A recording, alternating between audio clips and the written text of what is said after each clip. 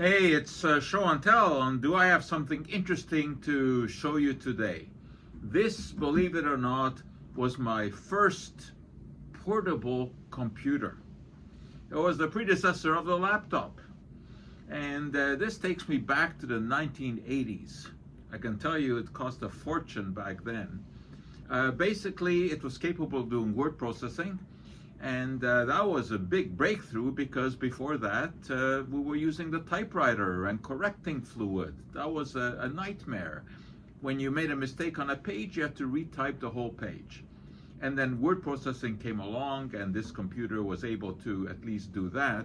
You would have to put a program disk into here, and these were these flexible disks. I don't have any, unfortunately, but they came in this case, which was also flexible.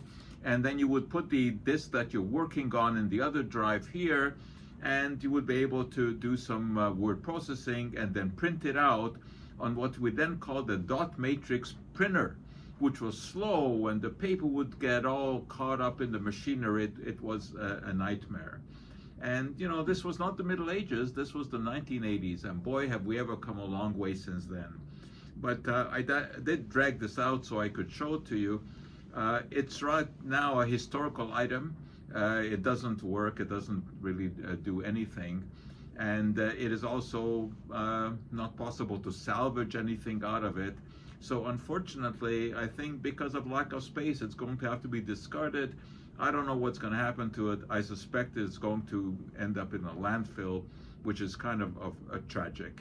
But of course, the computers that we have now do far, far more than what this guy was able to do. But I can tell you that back then, when we first got this, it was a godsend. So there you go. That's our show and tell for today.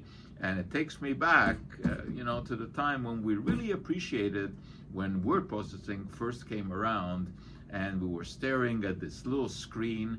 It was all green, and then we hoped that when you printed out whatever you had typed in, it didn't get all bamboozled with the clogs in the printer, which it usually did.